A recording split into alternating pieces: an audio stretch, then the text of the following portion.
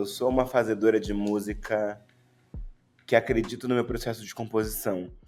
E para além disso tudo, eu entendo que os meus discos, né, desde o Remonta, que foi o primeiro lançado em 2016, até agora o Caju, que é o segundo solo, tem um exercício meu de fotografar os meus momentos nos discos. Então eu não poderia ser infiel a mim mesma e me colocar numa métrica de ter uma música de 1 minuto e meio que chegasse nos charts e nos virais, porque tinha uma dança, obviamente, nada contra, acho que quem acredita tem que fazer mesmo. Mas o meu processo é uma coisa mesmo narrativa e fotográfica da minha história, assim. Então eu preciso falar coisas com mais tempo. Eu não vou conseguir falar tudo que eu falo em Veludo Marrom uma vez só. Eu preciso repetir aquilo para que eu entenda. Eu preciso me colocar em exercício mesmo, assim.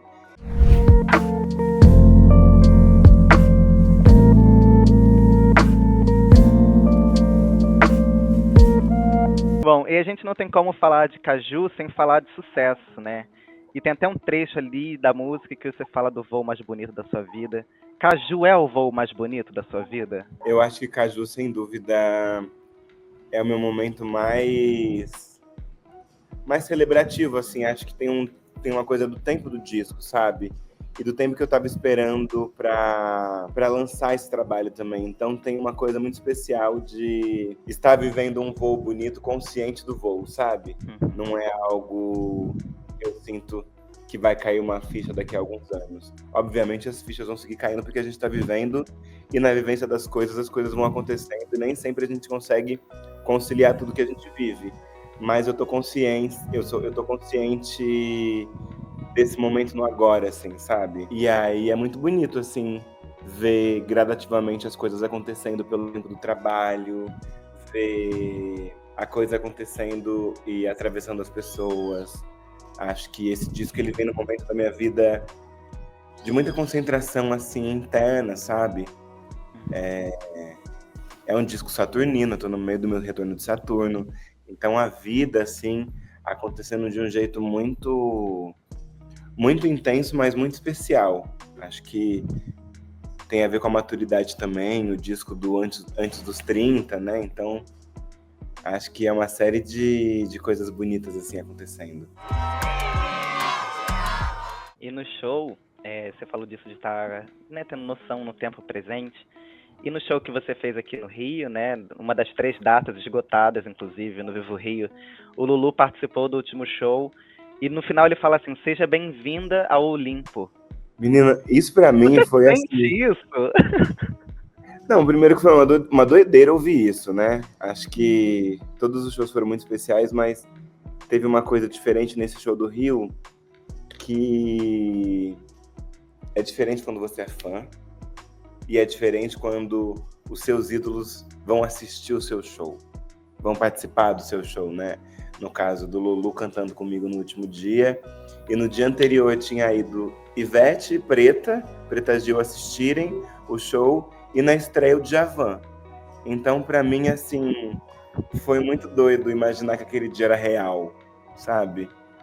Mas essa frase bem-vinda ao Olimpo ficou ecoando na minha cabeça depois, pela gratidão, assim, de ter sido reconhecida profissionalmente pelo Lulu, que significa tanto, mas ao mesmo tempo uma sensação assim: receba essa frase, mas bote os pés no chão também, sabe? Porque uma demanda desse tamanho pode te colocar num lugar muito afetado às vezes, assim, né? Tipo, então eu gosto do exercício de, por mais que eu esteja no voo mais bonito da minha vida, a cabeça tá nas nuvens, mas o pé tá bem na terra, sabe?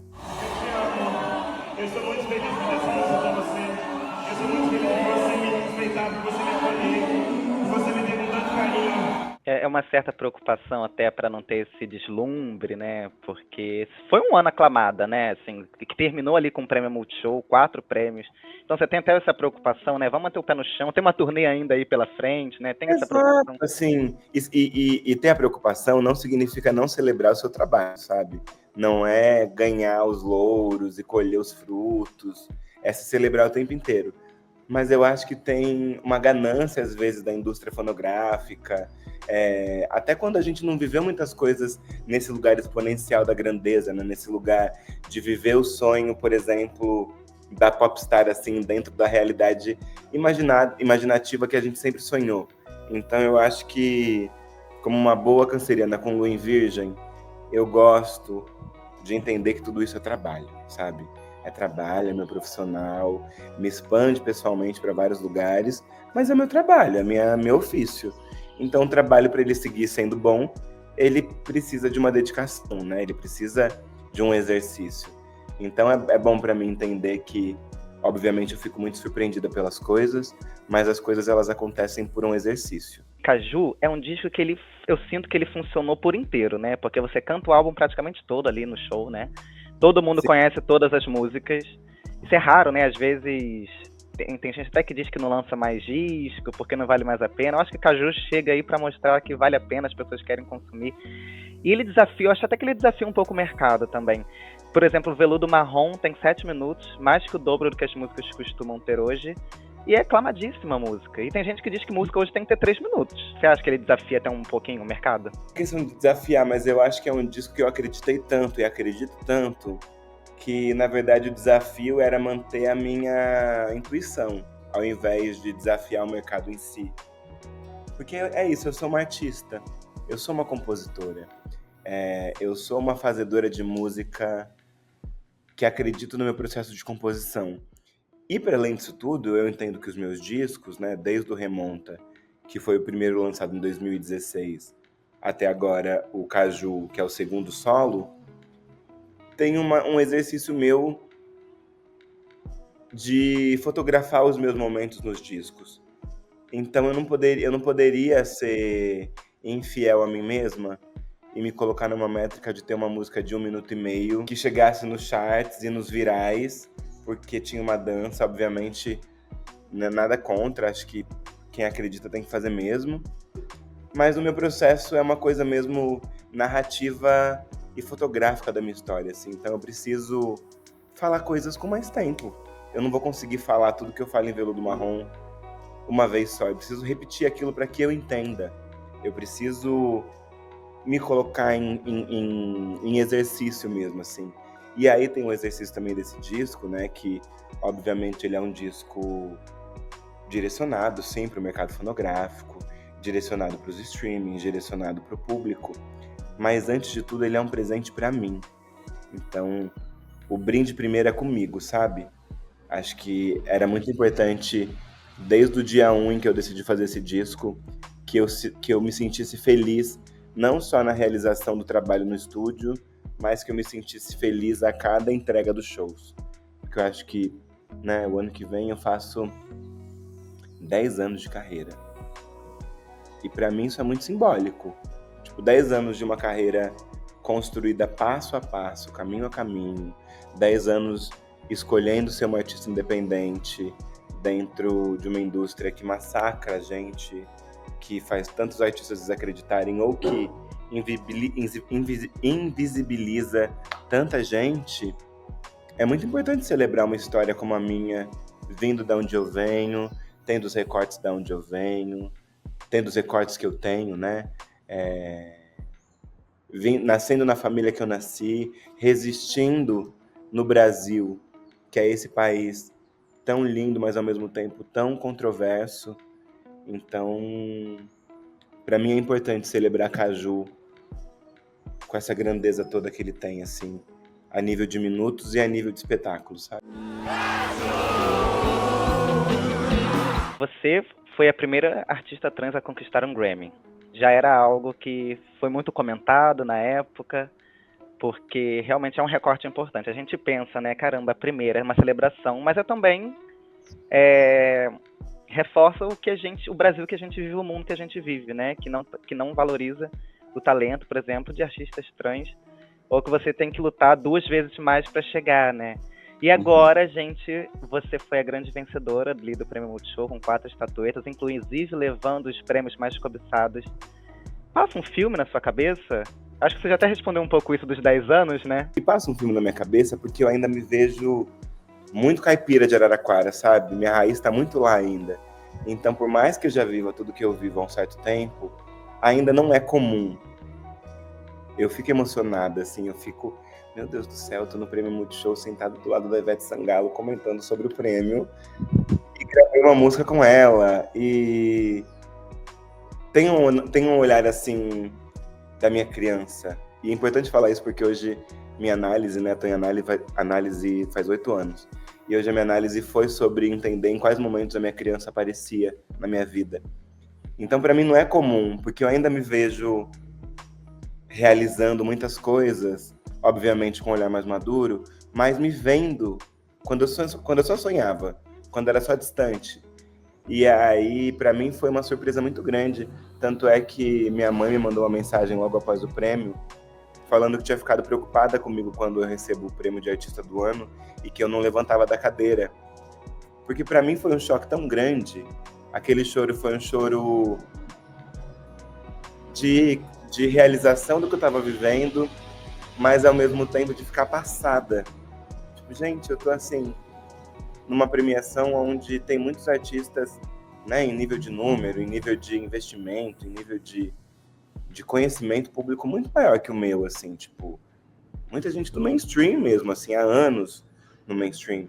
Então, ter esse reconhecimento sendo uma artista independente, sendo não só uma artista que escreve o disco, mas que também produz o disco junto de uma equipe gigante, mas que ainda assim assino minha produção musical e não perco o controle disso, da minha própria narrativa, é um presente muito grande. Então, acho que esse filme vai seguir passando, eu vou seguir ficando passada, mas é delicioso porque eu acho que isso me humaniza também, sabia?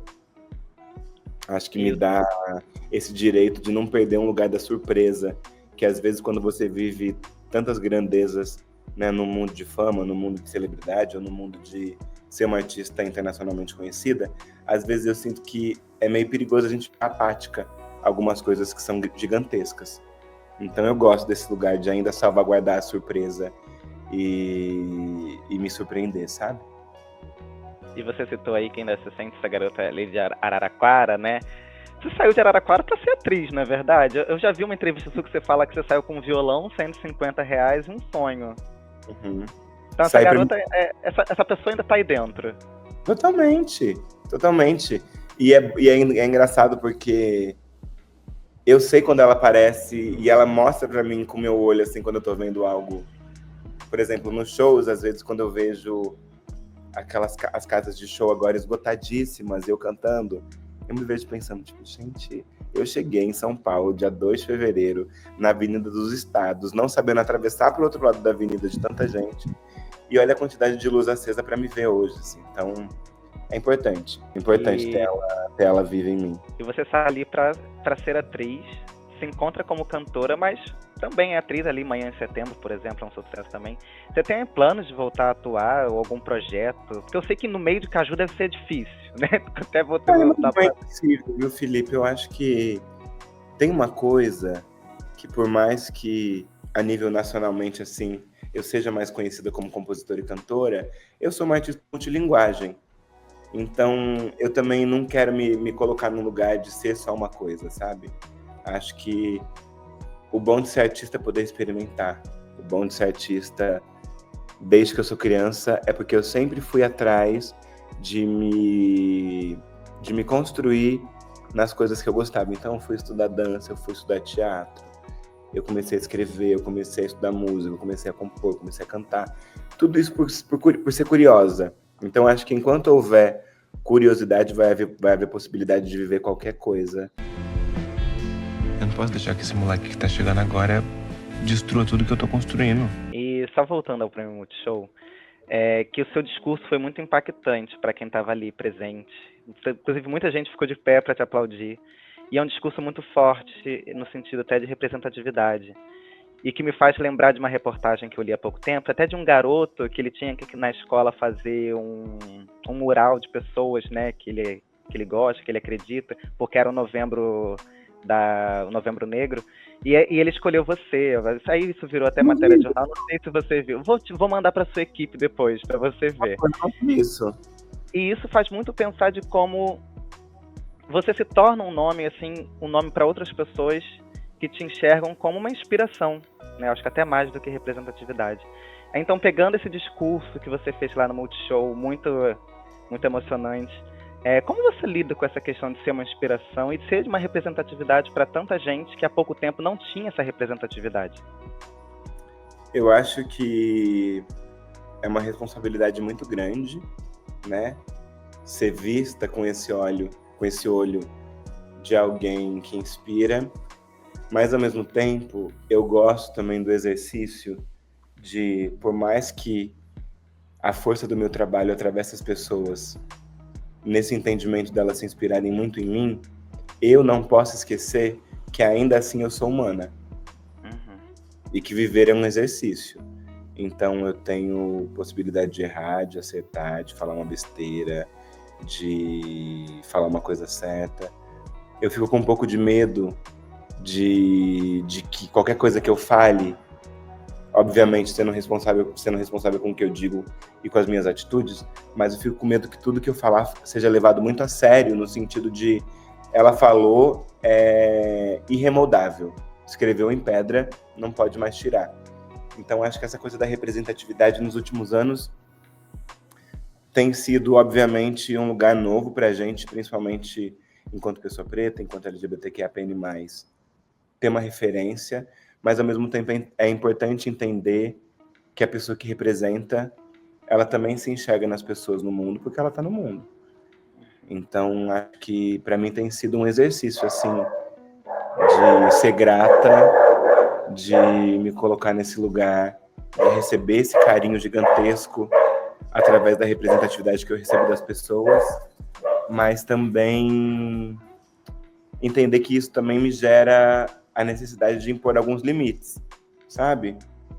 Limites pequenos, assim, do meu ir e vir, do meu espaço, da proteção também do que me blinda. Porque é muito difícil ser uma pessoa única para, sei lá, vou dar um exemplo de uma casa de show que eu faço show para 10 mil pessoas. A energia, ela é diferente. Porque eu tô na casa das pessoas pela música, mas a gente tá se conhecendo ali pela primeira vez. Então é um cuidado que vem junto de uma gratidão e, ao mesmo tempo, entender, assim, que eu só sou o que eu sou porque eu também me inspirei em outras pessoas, sabe? Que você citou aí, por exemplo, né, de você ser ali, você está no palco para 10 mil pessoas. É um momento que você sente novos públicos chegando, né? Você tem alcançado cada vez mais pessoas. E você entende quem é esse público, porque você tem números grandiosos desde do Hit Zero ali, do EP Cru, né? Que eu lembro que rapidamente bateu 5 milhões, aí começou quem é Lineker, né? Aí, porque até aquele momento você não era uma pessoa conhecida. Não, nem um Hoje, pouco. Nem um pouco, né? Hoje você, aí nesses anos, você se tornou uma pessoa conhecida, principalmente para um certo público, mas em 2024 você ultrapassa essa barreira e atinge um público muito maior. Você tem noção de quem é esse público? Você consegue perceber quando você está ali no show? Quem são essas pessoas? Eu acho que tem uma novidade, assim, de públicos novos que chegaram com o lançamento do disco. E acho que também por uma proporção de bolha onde o disco rompe.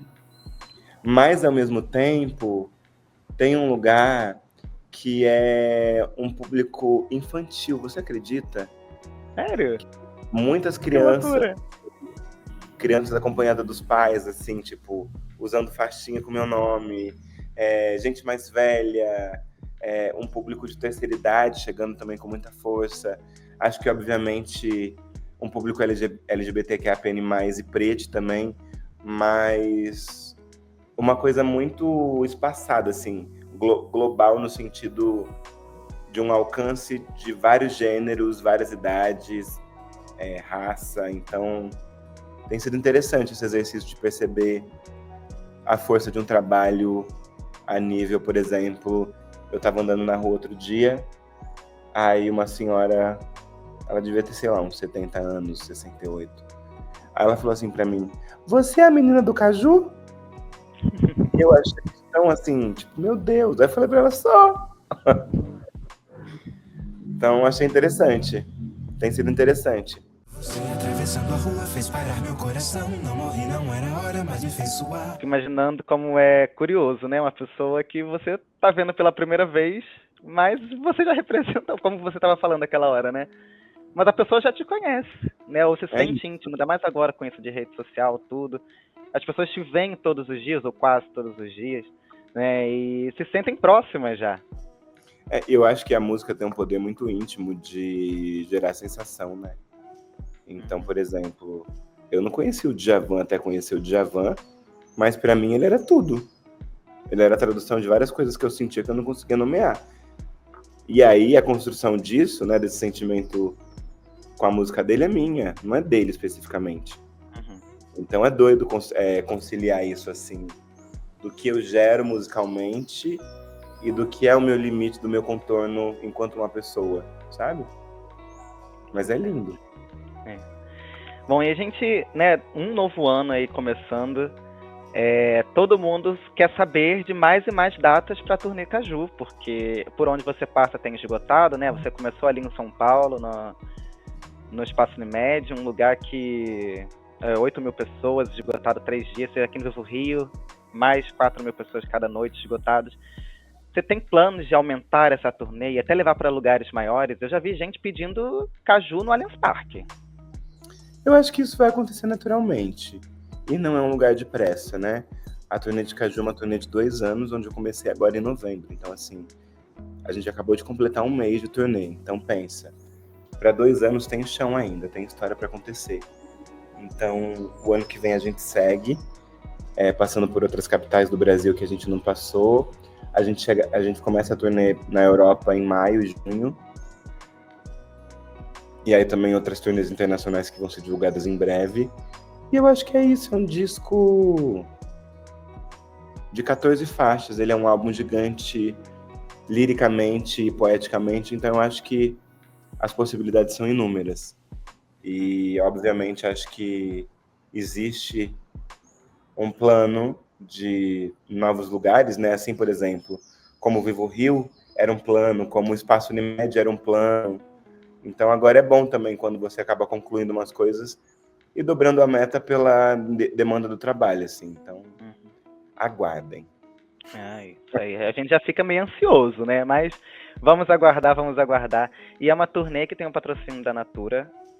Então isso deixa a gente também na expectativa, né? De que tem uma vida longa. Fiquei feliz de saber que tem 2 anos, tem esse plano aí, esse projeto de 2 anos.